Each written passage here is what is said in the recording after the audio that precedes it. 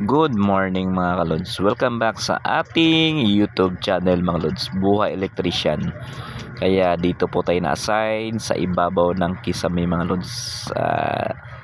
Nagpo-full box po tayo at nagpapaispings ng ating trabaho mga lods sa mga buhay electrician dyan. Safety first sa paghawak ng electrical mga lods.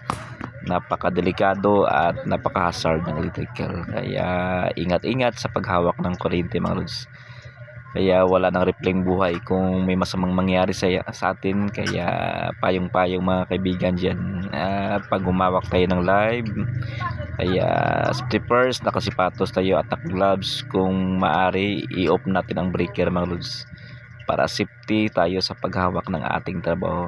Kaya ito'y napakadelikado na trabaho mga lods, electrical. Baka naman shout out and please follow ng ating YouTube channel mga lods, Jobs TV.